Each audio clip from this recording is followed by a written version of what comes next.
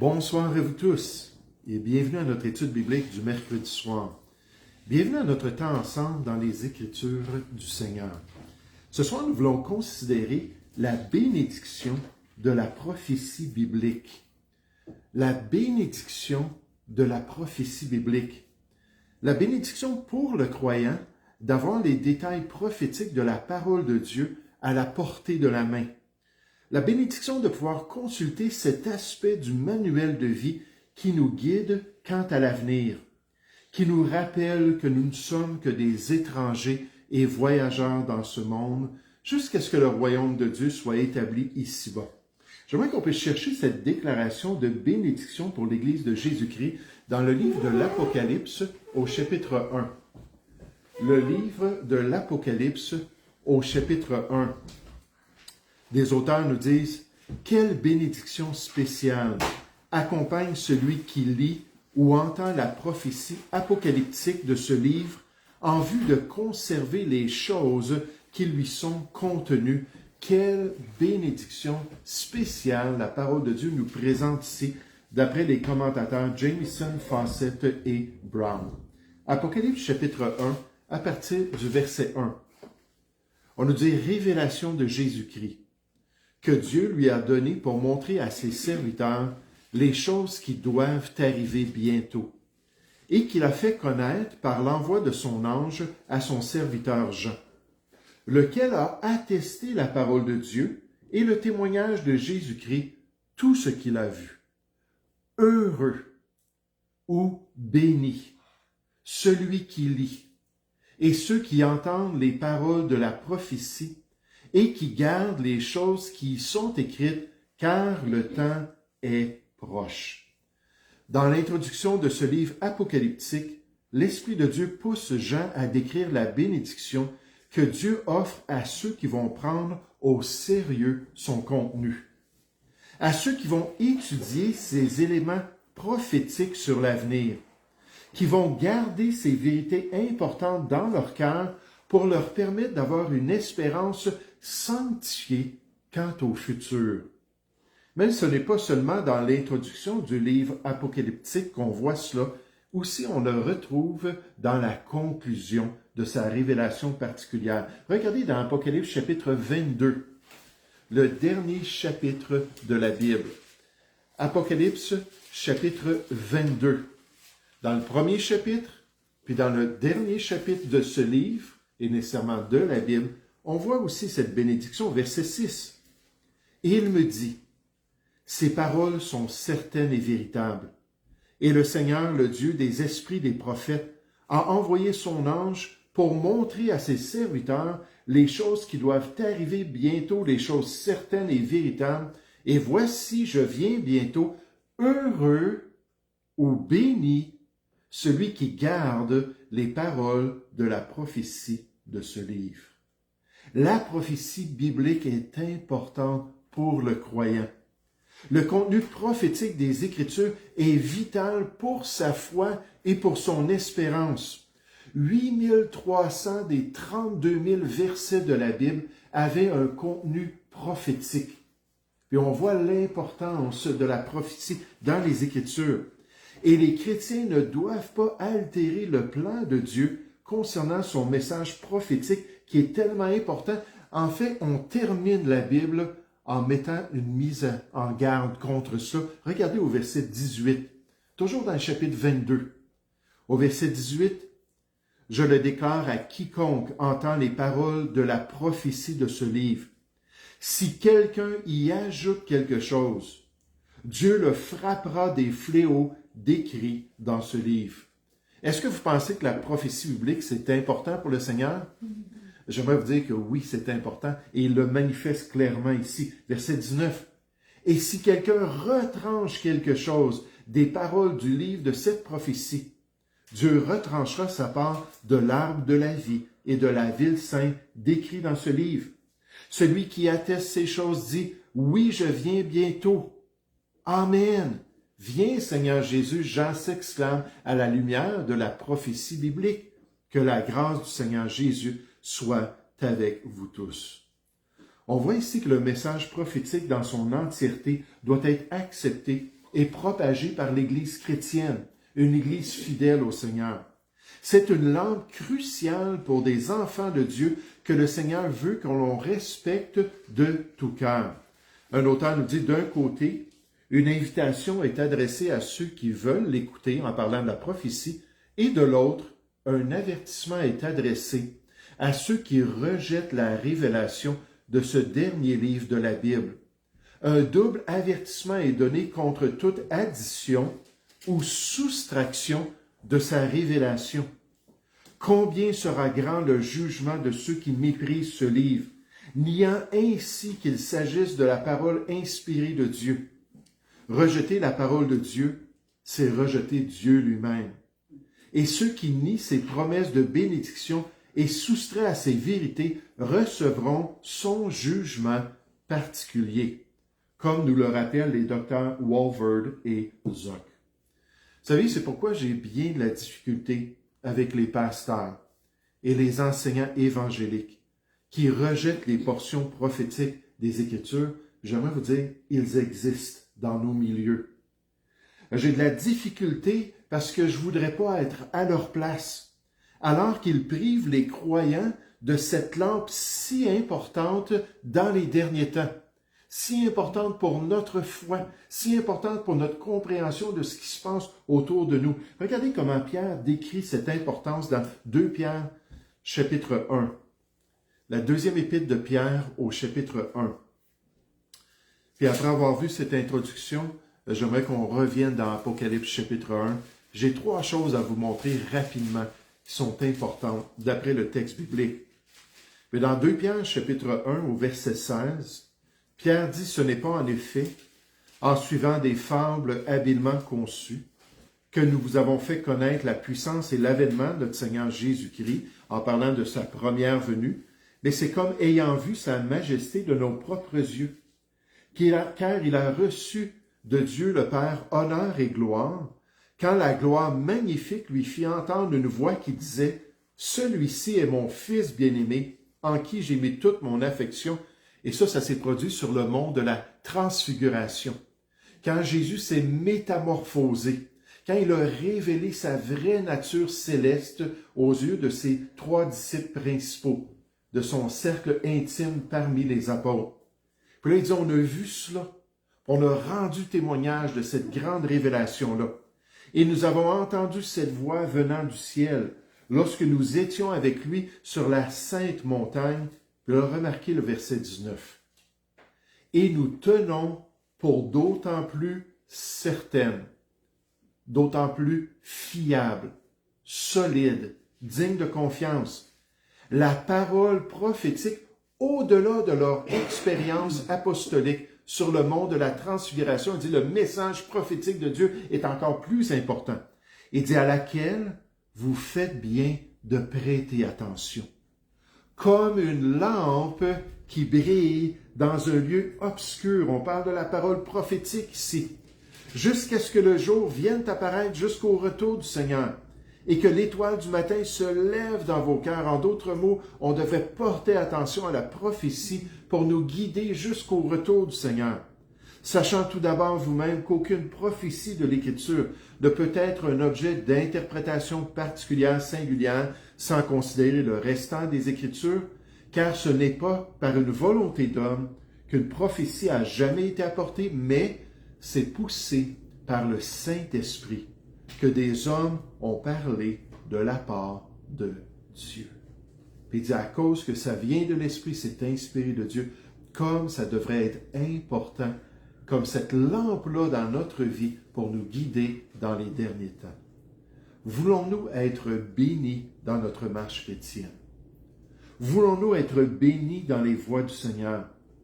Alors, si c'est le cas, il faut clairement se tourner vers la prophétie biblique, puis laisser ces vérités de la prophétie affecter nos cœurs. J'aimerais juste vous faire remarquer des instructions qu'on nous donne dans Apocalypse chapitre 1 qui sont liées à cette bénédiction. Des consignes que le Seigneur nous donne pour pouvoir être bénis en face de la prophétie. Apocalypse chapitre 1, on nous dit au verset 3. Je vous fais travailler ce soir. Apocalypse chapitre 1 au verset 3. On nous dit « Heureux celui qui lit, béni celui qui lit, et ceux qui entendent les paroles de la prophétie, et qui gardent les choses qui y sont écrites, car le temps est proche. » Dans ce verset-là, on nous présente 3 aspects de cette bénédiction qui sont liés à des responsabilités chrétiennes. Premièrement, on nous dit « Heureux celui qui lit ». Heureux celui qui lit, littéralement, heureux celui qui lit à haute voix. C'est ce que le verbe veut dire. Heureux celui qui proclame publiquement le message prophétique. Celui qui partage les vérités eschatologiques dans les derniers temps. Celui qui prêche tout le conseil de Dieu, incluant les aspects de la prophétie qui furent révélés dans la parole de notre Dieu. Les docteurs Walvoord et Zock encore nous disent l'implication de cette bénédiction est qu'un lecteur lira ce message à haute voix dans l'Église de Jésus-Christ. Donc, ça débute avec une Église qui est fidèle. Ça débute avec une Église qui croit toujours à la prophétie. Une Église qui est prête à enseigner la prophétie. J'aimerais vous dire, dans certains milieux, dans certaines dénominations, c'est pas populaire du tout. On veut éviter la question. Il y a des gens qui réagissent quand ils entendent qu'on ose partager la prophétie biblique. Il y a même des gens qui vont quitter des assemblées qui sont fidèles au message de la prophétie de Dieu. Le pasteur Weisby, le verbe lire signifie ici lire à haute voix. Le livre de l'Apocalypse a d'abord été lu à haute voix lors des réunions des églises locales au 1er siècle. Et il doit de même, de nos jours, être lu fidèlement dans l'Église pour guider les enfants de Dieu dans leur compréhension de l'actualité, dans leur compréhension des choses à venir. C'est pour ça que Paul dit à Timothée, prêche la parole. Dans 2 Timothée 4, au verset 2. Prêche la parole. Puis si 27% de la parole a cet aspect-là prophétique, nécessairement, il faut prêcher le contenu prophétique. Un pasteur fidèle au Seigneur va enseigner son troupeau alors qu'il va les encourager à se tourner vers le message prophétique de Dieu. Heureux celui qui lit. Heureux celui qui lit à haute voix dans l'Église de Jésus-Christ. Maintenant, remarquez la deuxième consigne pour avoir la bénédiction. Jean affirme « Heureux », c'est sous-entendu avec la conjonction qui suit, « Heureux ceux qui entendent les paroles de la prophétie. » Heureux ceux qui entendent, heureux ou béni le chrétien qui accepte de s'exposer au message prophétique des Écritures.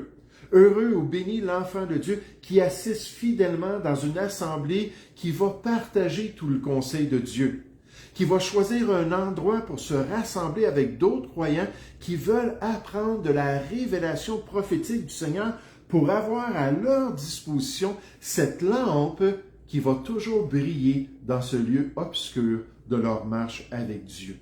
Des croyants enseignables dans tout le conseil de Dieu, dans toute la révélation de Dieu. Et comme il y a des pasteurs et des enseignants qui refusent le message prophétique, il y a de même des croyants dans les assemblées évangéliques qui refusent le message clair des Écritures quant à l'avenir de notre monde. On peut juste s'arrêter un instant, puis juste penser au livre de l'Apocalypse, puis à la révélation qui est donnée dans la section du livre qu'on appelle « Ce qui doit arriver ensuite ». Apocalypse chapitre 1, verset 19, divise le livre de l'Apocalypse en 3 segments. Le chapitre 1, le chapitre 2 et 3, puis ensuite, à partir du chapitre 6, ce qui doit arriver dans la suite. Ce qui doit arriver plus tard dans le plan de Dieu. Puis là, on peut juste s'arrêter puis voir ce qu'on apprend dans cette section-là. Chapitre 6 au chapitre 22. On apprend quant à l'avenir des grands cataclysmes qui vont détruire la majorité des êtres humains sur la terre. On apprend concernant la venue d'un royaume démoniaque qui aura comme grand empereur celui qu'on nomme l'Antéchrist et qui va être établi sur la terre. On apprend concernant les Juifs qui vont être persécutés est presque anéanti en tant que peuple de Dieu. On apprend concernant le satanisme, qui sera la religion principale durant cette période de temps qui durera 7 ans. On apprend concernant une grande bataille dans les vallées entourant la ville de Jérusalem qu'on appelle la bataille d'Armageddon. On apprend concernant Jésus et son Église qui vont descendre du ciel pour détruire les armées de toutes les nations et que le Seigneur va établir son règne millénaire sur la terre. On apprend que la terre et les cieux vont disparaître et que tous les inconvertis, les non-sauvés, vont paraître devant le grand juge de l'homme pour être damnés proportionnellement à leurs offenses, à leurs crimes durant leur vie sur cette terre. Ça, c'est le message clair. Si on ne retranche rien puis on n'ajoute rien au livre de l'Apocalypse, c'est très clair, malgré le symbolisme, c'est le message principal qu'on retrouve dans ce livre. On apprend concernant des nouveaux cieux qui vont paraître, ainsi qu'une nouvelle terre. Une nouvelle Jérusalem qui va être révélée alors que le croyant va rentrer dans un état d'existence éternelle dans la présence de son Dieu. Puis là, à la lumière de ce grand récit prophétique, on peut se poser la question, mais qui veut bien entendre de telles choses? Avec tous les autres détails prophétiques des derniers temps dans le restant des Écritures, j'aimerais lever la main et dire, moi je veux entendre ça. Heureux ceux qui entendent les paroles de la prophétie, ceux qui veulent bien s'exposer à un tel enseignement prophétique étonnant et grandiose, qui nous rappelle que nous n'avons point ici-bas de cité permanente, mais que nous cherchons celle qui est à venir. Hébreux 13 au verset 14, c'est le message de la prophétie biblique. Que les cieux passeront avec fracas, les éléments embrasés se dissoudront, la terre avec les œuvres qu'elle renferme sera consumée. 2 Pierre 3,10, au revoir la tour Eiffel. Avec les Olympiques, on a vu plusieurs images, vidéos avec la tour Eiffel. J'aimerais vous dire, la Bible nous dit que les œuvres de l'homme sur la terre vont être détruites. Un jour, on va dire, au revoir la tour Eiffel. Tout va changer à l'avenir. Et c'est pour ça que Dieu nous dit, heureux ou béni, celui qui lit et ceux qui entendent les paroles de la prophétie. Enfin, pour compléter l'équation de la bénédiction de Dieu sur ses enfants, j'aimerais terminer avec le dernier élément, qui est heureux ceux qui gardent les choses qui y sont écrites, car le temps est proche. Heureux ou bénis ceux qui gardent les choses qui y sont écrites, car le temps est proche. Les chrétiens qui gardent les vérités prophétiques dans leur cœur, les croyants qui se laissent guider par la révélation eschatologique de leur Dieu, qui acceptent la perspective des derniers temps des Écritures pour marcher par la foi en comprenant les contextes socio-culturels, politiques et religieux du monde qui s'en vient. Des chrétiens qui sont prêts à faire les bons choix et à glorifier leur Seigneur à la lumière de ce qui va se développer ici-bas dans ce monde. Heureux ou bénis ces chrétiens-là. Jean n'a pas envoyé ce livre de prophétie aux assemblées pour satisfaire leur curiosité concernant l'avenir. Le peuple de Dieu traversait une persécution intense et avait besoin d'encouragement en face de l'avenir. En écoutant ce livre, son message leur donnait force et espoir, comme il le fait encore de nos jours, en face des changements majeurs de notre société et du monde. Mais plus encore, son message les aiderait à examiner leur propre vie et leur assemblée locale pour déterminer les domaines nécessitant une correction. Ils ne devaient pas seulement écouter la parole prophétique, mais aussi la garder, c'est-à-dire la garder comme un trésor et la mettre en pratique selon ses instructions.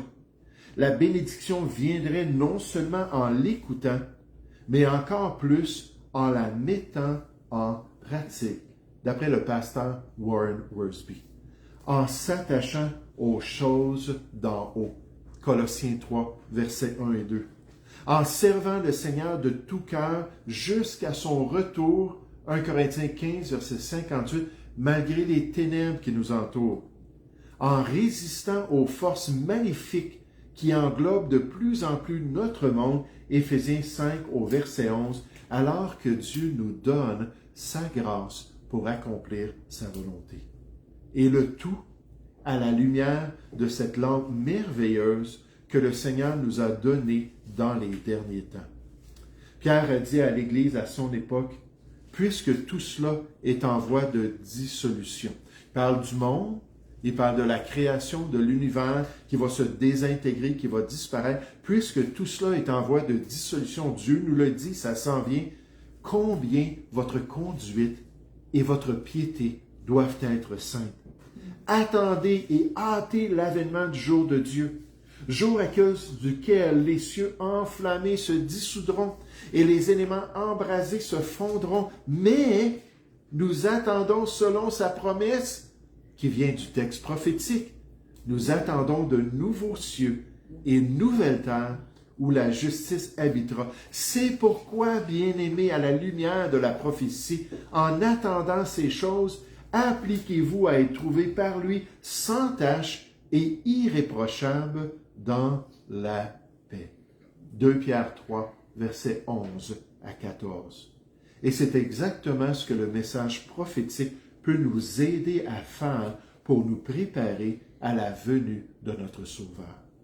Heureux celui qui lit et ceux qui entendent les paroles de la prophétie et qui gardent les choses qui y sont écrites, car le temps est proche. Nous allons prier ensemble.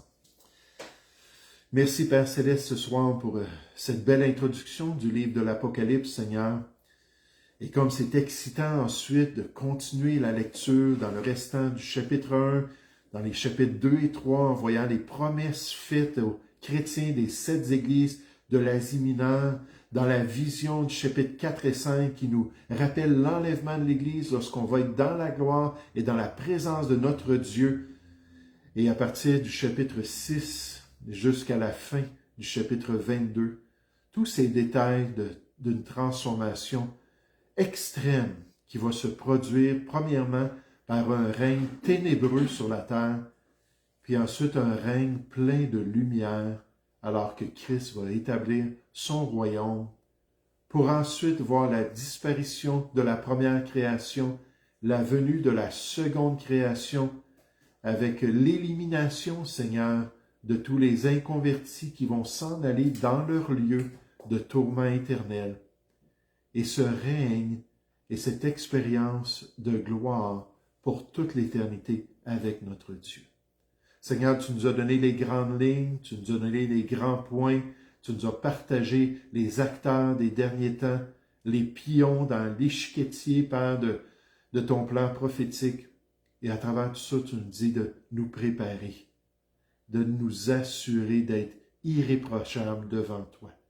Ô Père Céleste, aide-nous à vraiment aimer la prophétie biblique et vraiment s'attacher à tout le conseil de Dieu. Je te prie, au nom du Seigneur Jésus. Amen.